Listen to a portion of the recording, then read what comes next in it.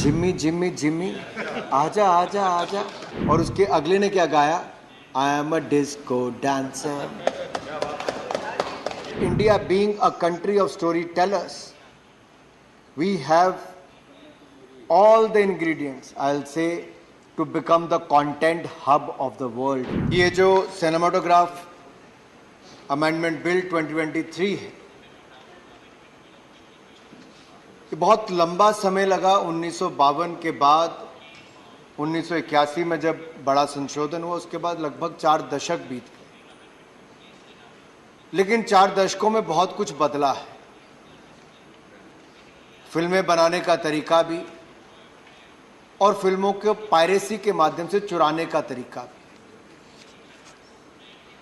और दिखाने का भी।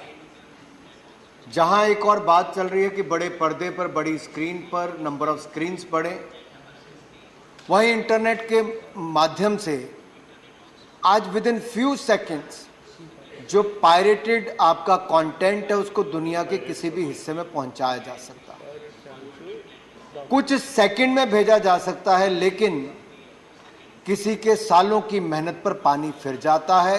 किसी के धूप में अपना पसीना बहाने पर, किसी ने अपना खून पसीना बहाया है, उसकी सारी मेहनत पर पानी फेर जाता है। इसलिए सिनेमाटोग्राफ अमेंडमेंट बिल 2023 बहुत महत्वपूर्ण है। ये एक तरह से फिल्म जगत से जुड़े हुए एक छोटे से छोटा किरदार निभाने वाला, स्क्रीन पर या स्क्रीन से पीछे, उसके अधिकारों को आप आज संरक्षण देने वाले हैं।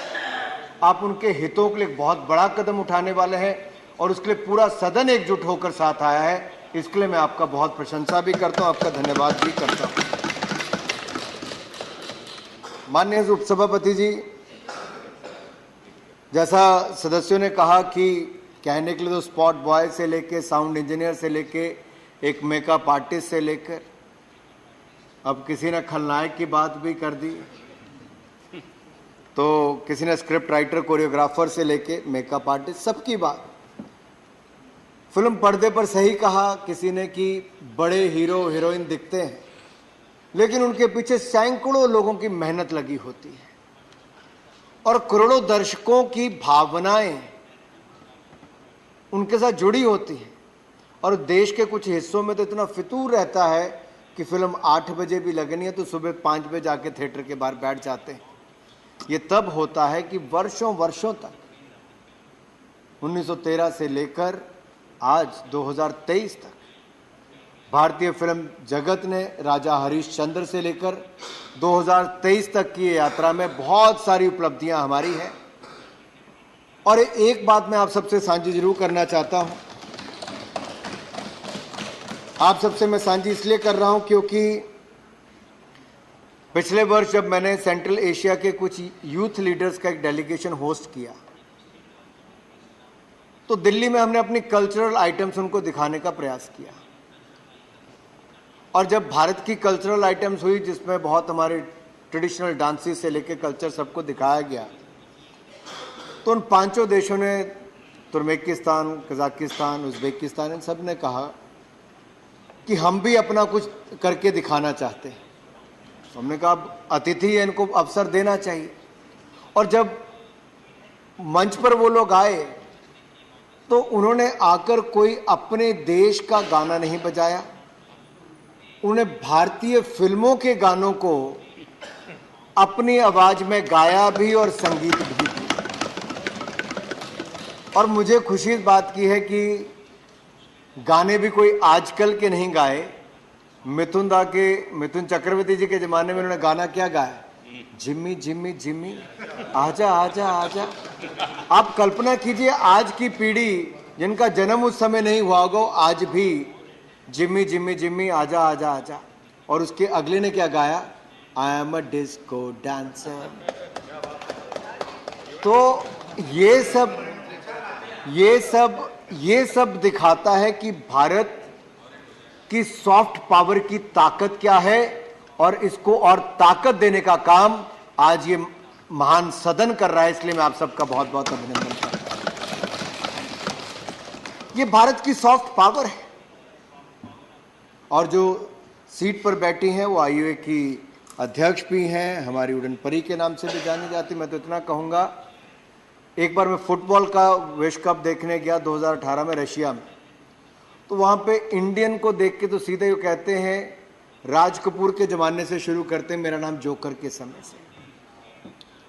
ये इम्पैक्ट है हमारी फिल्म इंडस्ट्री का। ये हमारे देश की कला, संस्कृति, साहित्य को, यहाँ के समाज का चित्रण दुनिया भर में करती है और हमें अपनी इस ताकत को समझना होगा। And India being a country of story tellers, we have all the ingredients, I'll say, to become the content hub of the world, and India should emerge as the content hub of the world. Mister Reddy ने अभी कहा, mister Nanda ने कहा, बहुत सारे GVL Narasimha Rao ji ने कहा कि हमारे कुछ क्षेत्र में, विशेष तौर पर साउथ इंडिया में, टेक्नोलॉजी का उपयोग करके अब फिल्मों का एक बहुत विशाल स्तर किया गया है। अब केवल यहीं तक नहीं, आज विश्व की बड़ी से बड़ी पिक्चरों का पोस्ट प्रोडक्शन काम हिंदुस्तान में होता है। एवीजीसी सेक्टर, जो एनिमेशन, विजुअल इफेक्ट्स, ग्राफिक्स और कॉमिक्स, ये सेक्टर बहुत बड़ा ग्रो कर रहा है। तो हमें कुल मिलाकर फिल्म जगत को एक बहुत बड़े अवसर के रूप में देखना चाहिए और एक बहुत बड़ी ताकत के रूप में देखना चाहिए।